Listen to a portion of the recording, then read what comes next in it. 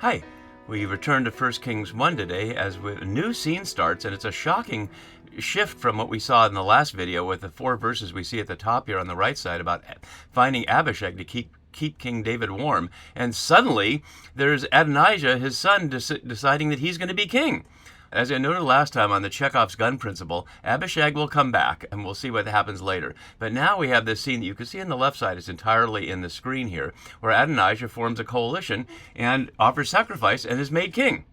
Well, there's a lot going on there, and one of the questions we have to look at, as we've been looking at last video and the initial introductory video to these chapters on questions and issues in interpreting these 2 chapters.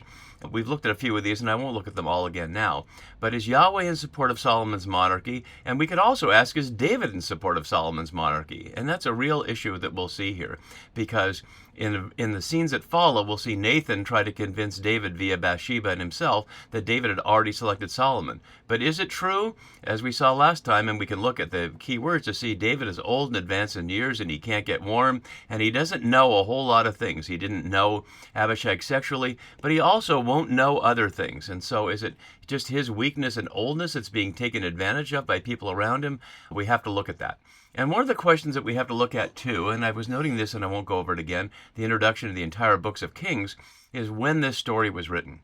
And if there's a more or less consensus in the current state of scholarship that the story of Solomon and this first part of 1 Kings was from much later, perhaps the 8th century time of Hezekiah, we have to ask, along with Baruch Halpern, whose note in the lower left we can see and we'll look at in just a minute, of why not only all the detail, but why the seemingly implicit knowledge that isn't available to us, but must have been available to the original audience to understand what the text isn't saying about why one group of people side with Adonijah and another group side with Solomon. So there's a lot not being said here. And if this is a couple hundred years later, wouldn't that not being said leave people confused, as it leaves readers now confused if we don't know the behind-the-scenes action, which perhaps with a little scholarly work and a little cultural context we can ferret out some of it, but it still remains highly ambiguous.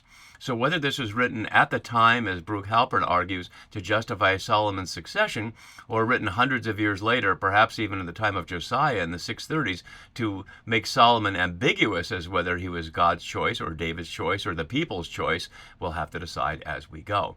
So I've got the key words up here, but another thing I did, in addition to the key words, was to look at our story in terms of the names.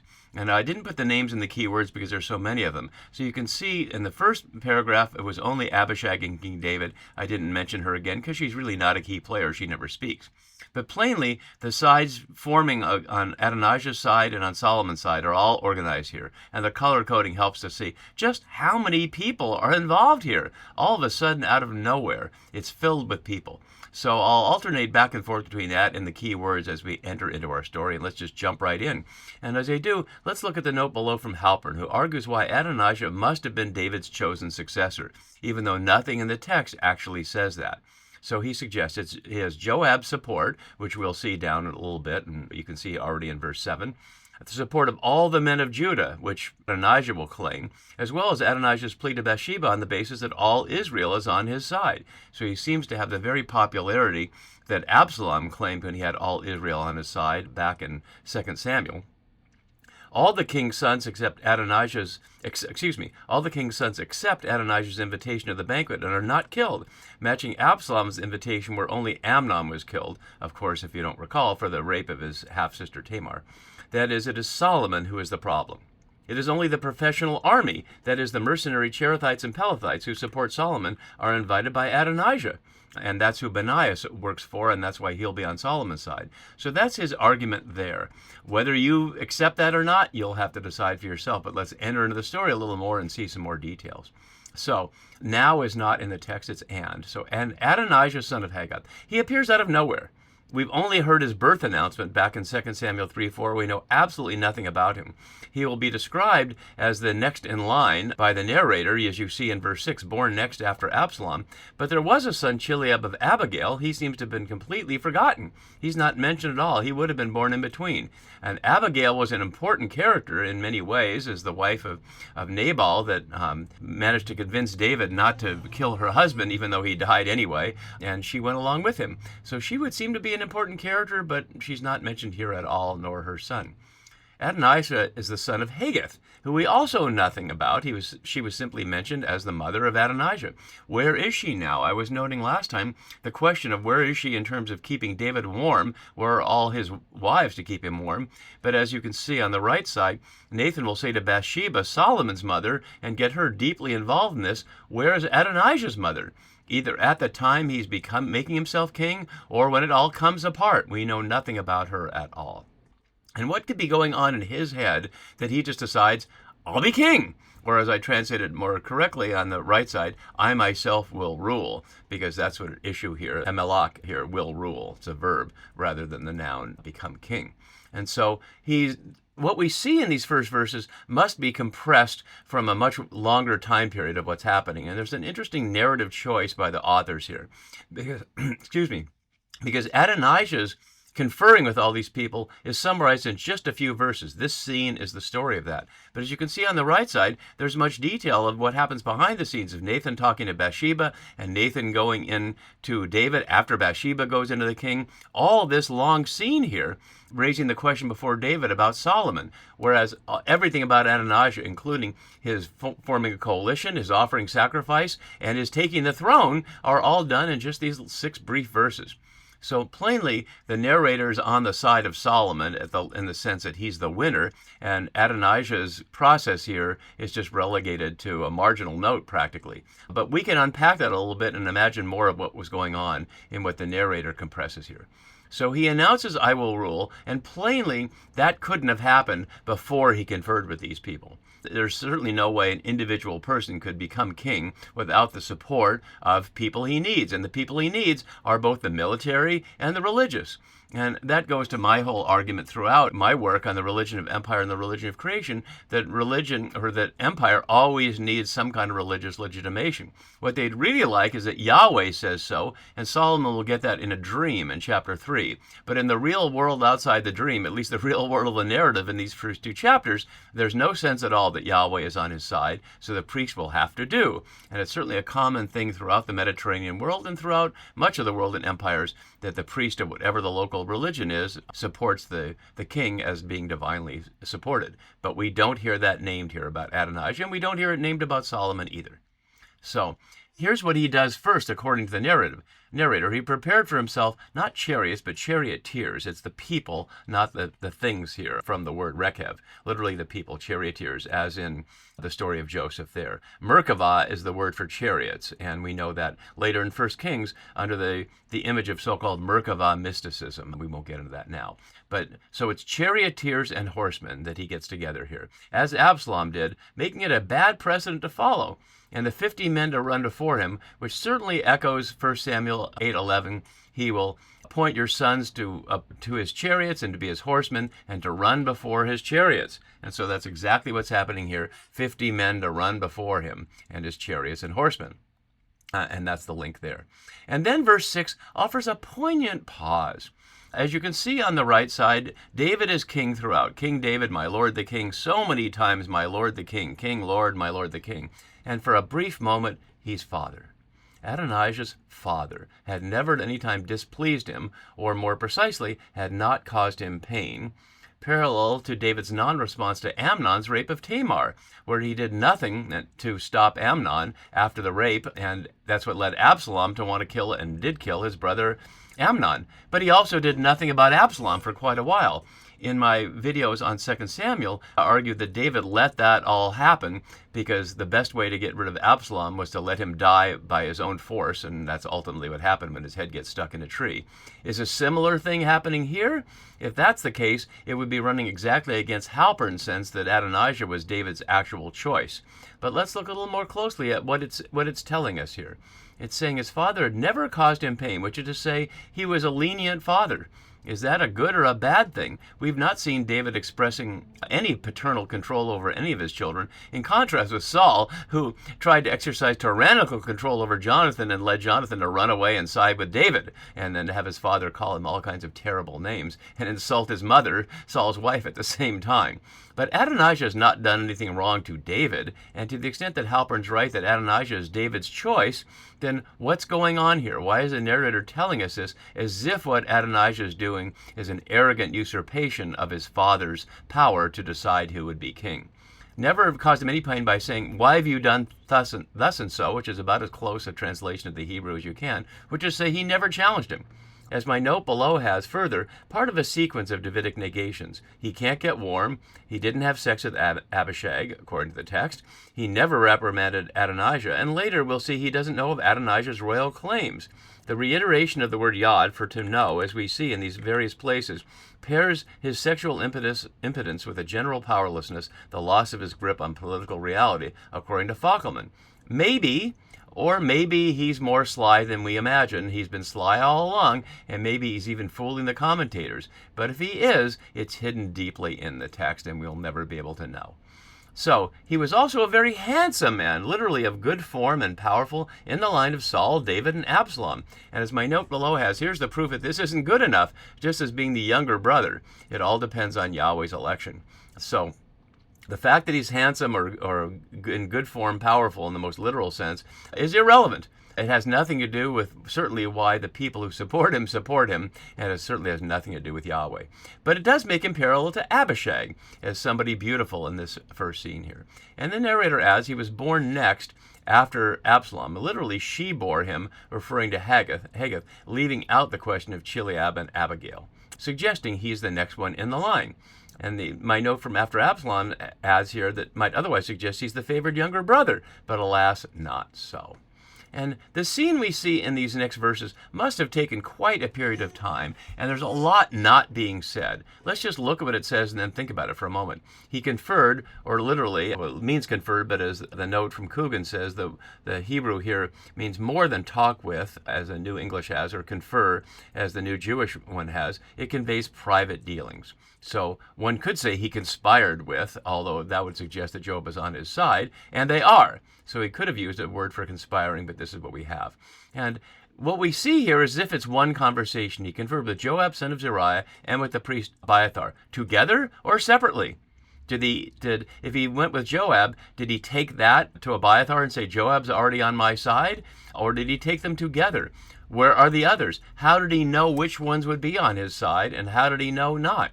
Do what we see in verse 8, the priest Zadok and Benaiah son of Jehoiada, and the prophet Nathan and Shammai and Ray, and David's own warriors did not side with Adonijah. Did he try to get them, or did they just simply oppose him? What's going on here? There are theories about it, and the most obvious one, and we'll have to see how this plays out way later when we get to chapter 4 and we see how Solomon organizes his new reign, is that the older group are the people with David in Hebron from the earlier days, and certainly Joab has been around all along. And these later are people who joined in Jerusalem in the time of Absalom, etc. And perhaps they're about a new idea. We can't know that from here, and that's scholars looking ahead and then thinking back from what we find later. So I won't base an interpretation here on what we know later. I'll just leave it hanging so we can wonder why that's happening until we see what the outcome is, and then we can infer it back to here. So, and they supported, or literally they helped after, and that's what I have here, back up here on the right side. They helped after Adonijah. But, and as Sternberg notes below, a very clear pattern emerges in that elements of the Davidic house and its supporters from David's reign in Hebron are eliminated and replaced by a faction of the family led by Bathsheba and her supporters that appears only after the Davidic house moves to Jerusalem. And that's the point I was just making. And similarly, from Beal below, she says the real divide may lie between the old guard of David's Hebron years, Joab, Abiathar, and Haggith, and a faction of David's Jerusalem years, Nathan, Zadok, and Benaiah, each with divergent ideologies regarding monarchical rule over a united kingdom and the capital's location. And we can track that, but I'd suggest that Zadok and Abiathar were appointed together, and there's no particular sense, since they're actually related in an interesting way that we'll look at in a bit, that they are from separate situations. But as it is, they side oppositely, and we'll have to look more about that as we go. But is not in the Hebrew, which is simply and, as we see over here. And the priest Zadok, and notice how it's a refrain, and that's one reason I put these word things up. We already know Zadok's a priest. We were told once, and we already know Abiathar's a priest, but why do we keep getting told that? And notice the pattern. The priest Zadok, the prophet Nathan, and continues, the prophet Nathan, the prophet Nathan. Not every time, here he's just Nathan, but then the priest Zadok, the priest Zadok, the priest Zadok, the prophet Nathan. Why that repetition of roles so many times? And you can see how it just keeps going all the way through. Wouldn't wouldn't it be enough to just say once the priest? And unlike king, where king is a title by which you address somebody, King David, priests are not addressed by the word priest, and prophets are not addressed by the word prophet. Nowhere previously, other than the initial announcement of that's their role, do we hear that. So it's really emphasizing that the priest and the prophet and the king, the three components here of biblical understanding of how power works, are all together on one side or the other. On the side of one would-be king or the other. Benaiah here has been head of the mercenaries, so we have no idea where his loyalties lie. We saw back in 2 Samuel he was appointed, and we've seen some of the work he's done, but we never hear him speak about anything personal or any opinion. And since he's been in charge of the mercenaries, he might not have any geographic loyalty or any loyalty other than to do the job he's being paid to do. But that we can only infer that because we know nothing else about him. The prophet Nathan, on the other hand, we do know something about, and notice the refrain again, and we don't hear of him again. And Nathan is a very interesting character. I noted throughout the Absalom story about how absent he was, and many scholars have suggested that he's connected only with Bathsheba and the question of Bathsheba, although we saw him in 2 Samuel 7 when the promise of the eternal monarchy from the children of David was made, but in chapter 12 he was the one who challenged David around killing Uriah, and now he's going to be with Bathsheba. So there's something the text isn't telling us about Nathan's relationship with Bathsheba that's been happening throughout these years of Solomon's youth until he's old enough to become king. And whether he's a fictional character or whether he has a limited role, the text isn't giving us a lot of detail. And then curiously, Shammai, having converted from a taunter to a loyal servant later after the Absalom rebellion, however, it'll be the cursing that is remembered later, and he's going to end up dead. Coogan rejects this ID, suggesting that the Shammai who taunted David couldn't be the same one here, although Beale accepts it. So it's part of the great ambiguity. Is this another Shammai or the same one who's now on the side of Solomon of all people? And Ray, who's new on the scene here and not mentioned again. And that's an element, again, of what I was saying at the beginning of the video, of if this was written a couple hundred years later, why introduce a character that we know nothing about for any reason at all? It seems like it only makes sense to introduce this character if the audience has some idea who he is, even if we have no idea who he is. But be that as it may, that's how the coalitions form, and we'll unpack that more as the chapter unfolds. So Adonijah thinks he's got it in his pocket here, although not having these people on his side, knowing that the mercenaries are not on his side and the prophet Nathan is not on his side, does not bode well. He certainly has to know that there's conflict here going on, and so he's going to get to work making sure it's set up for him before the other side can organize, and that's what Nathan will do, and we'll see in the next video. As my note below has, repetition serves as a prime narrative advice. Thus, for example, the scene at the Gihon is mentioned 3 times, twice in reported speech, as the note shows. Nathan's stated plan is carried out. David's order to anoint Solomon is twice repeated in its implementation and in a spoken report. Throughout the use of small nuanced differences in the repetitions, the narrator succeeds in characterizing the main protagonist. That from Coogan. An excellent point, and it really is key to how we can infer what's going on here from the repetitions of where they are in different scenes. So Adonijah sacrificed sheep, oxen, and fatted cattle. We don't know how many, but notice what we'll see when Solomon offers his sacrifice in the newly installed house of Yahweh, known as the temple. We see he sacrificed so many sheep and oxen, they could not be counted or numbered. In another scene, it says 120,000 sheep and 22,000 oxen. So we'll get to the obscene nature of that. I don't know how else to characterize the scene of 120,000 dead, bleeding sheep. But here are the traditional animals being offered by an interesting place, by the stone Zoheleth, sometimes referred to as sliding stone or rock slide. Others have serpent stone, perhaps suggesting something of the shape of it, which is beside Enrogel, that you can see here just outside of Jerusalem on what is understood according to Joshua as the border between Judah and Benjamin, to the south there. Why there? Is Adonijah think he can get the Benjaminite people on his side? We don't know. We haven't seen it mentioned in our story before. As Sweeney notes, calculated to claim that his and David's kingship is based on the ascent of the tribes of Benjamin, Saul's own tribe, and Judah. So that may well be the case for the reason it being there. The stone isn't known exactly where it is, but it is, as you could see from that picture, close to the Gihon and close to Enrogel, the well there. So he invited or called all his brothers, again like Absalom did in a feint to get Amnon to come to what seemed to be a sheep shearing party. all his brothers, the king's sons, emphasizing that double reality of who they are, and all the royal officials of Judah, literally the men of Judah, the king's slaves. And that's very interesting, I think, because he was going to say to Bathsheba that all Israel is on my side, and yet now all the royal officials of Judah are invited. Do they come? Well, we'll have to wait and find out. But he invited all of them. As Halpern suggests below, argues that this underscores that Adonijah was David's real choice. The invitation, quote, gives the lie to the claim that David knew nothing of the celebration. And that certainly makes sense. If David's, even though he's on his deathbed, if all the royal officials of Judah went out with Adonijah to be part of the sacrifice, how could King David not know? And Halpern is just so good at reading between the lines throughout this entire story, so we'll be relying on him a lot, especially further in the Solomon story. But he did not invite. And notice that this is, if I scroll back up a little bit so you can see where we just were, did he not invite them after he knew they were against him? Or were they against him because they didn't invite them? What's the chronological sequence here? It's not 100% clear. Obviously, if he knows that they're not on his side, he'd have no reason to invite them. But perhaps it's his initiative to know, given that he's been raised in the royal household, these people are on the side of Solomon. He perhaps listening and knowing what's going on. All David's on his deathbed. Certainly people were talking and plotting. So let's see what happens here. So notice that Zadok is not listed among those excluded, even though he sides with Solomon.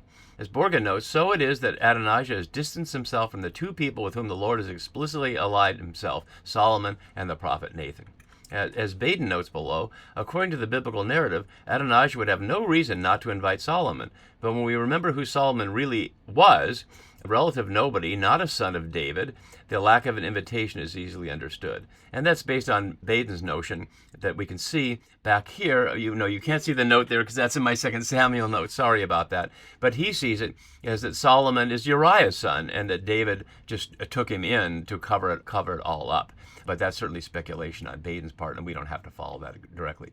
So he did not invite the prophet Nathan or Benaiah or the warriors. So now he doesn't have the warriors. Presumably that's among the people who are described as the 30 in 2 Samuel 23, or the mercenaries, or his brother Solomon, who enters the picture here only through the back door. And again, we've known nothing about him. So that's what sets it up, but I'm sure nobody reading the story didn't know, sorry, Adonijah, it's not your turn to be king. We'll continue with the counter story next time. See you then. Bye-bye.